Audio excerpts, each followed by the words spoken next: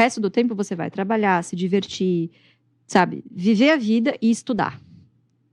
Então, você tem que saber que indo para um caminho de stock picking, selecionando as suas próprias ações, não é um jogo que você ganha. É um jogo contínuo.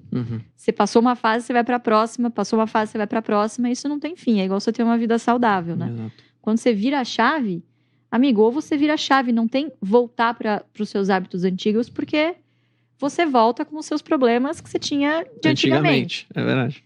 Então, uma vez que você escolheu essa trajetória de formar uma carteira, de olhar para o longo prazo, né, automaticamente você tem que ir criando essas barreiras psicológicas para você não ir se frustrando ao longo do caminho, né? Eu acho que isso é o mais importante para começar, é ter reserva de emergência.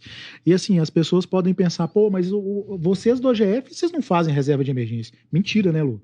Todos nós temos reserva de emergência. Apesar da gente ter os dividendos, né, entrando de forma recorrente e sermos independentes financeiramente, mas assim, a gente tem reserva de emergência porque nós somos conservadores, né?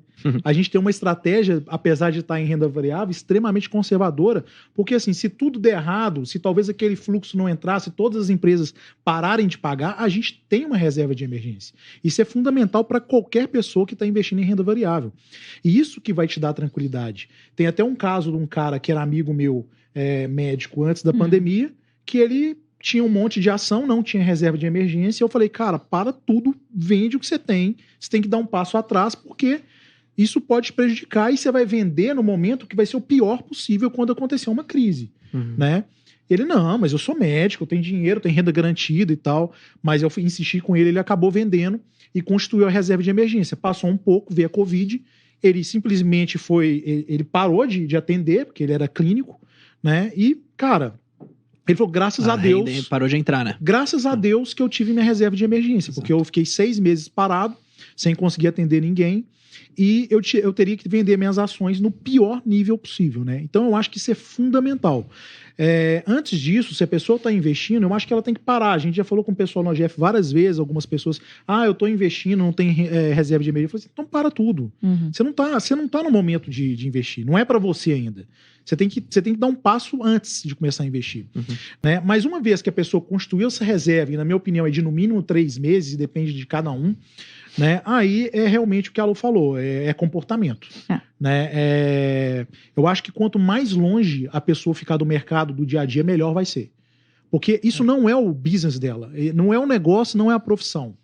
Ela não precisa necessariamente acompanhar todo dia, né? Não precisa.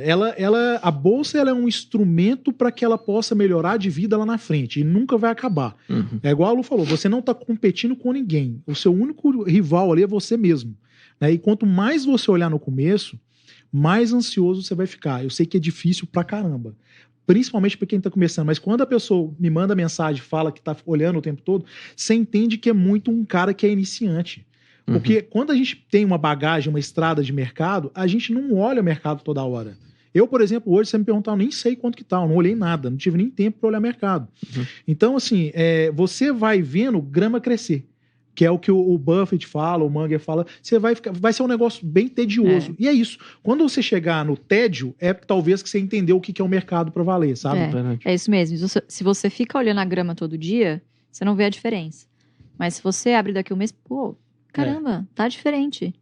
Né? Então... Fora a ansiedade mesmo, de ficar olhando a grama todo dia, falando cresce, cresce, cresce, aí realmente... Aí cai, né? Aí tem uma chuva, passos, aí é verdade, é verdade. Posso pegar um gancho também? Porque você falou muito dessa questão de, pega, por exemplo, um mês e vai aportando uma vez por mês, por exemplo. Isso de forma consistente até, enfim, por anos e anos e anos pra frente.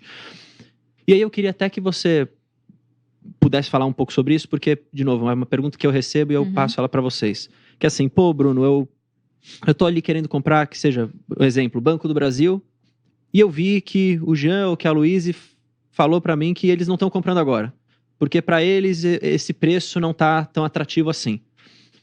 Uma coisa que eu sempre falo e pergunto pro cara em qual momento também da sua carteira você tá? Porque se o cara ficar durante 6 meses sem aportar numa carteira que é minúscula, que às vezes tem 100 ações, ele perdeu, na verdade, 6 meses de engordar aquele negócio. Exatamente. Então eu queria a visão de vocês para isso, assim, porque o pessoal olha muito, às vezes, para youtubers, influencers, enfim, que já tem uma carteira pré-estabelecida, que às vezes já gera uma renda mensal suficiente para aquele cara, e aquele cara pode ter o direito de falar assim, pô, eu vou ficar 6 meses sem aportar porque eu quero um preço melhor.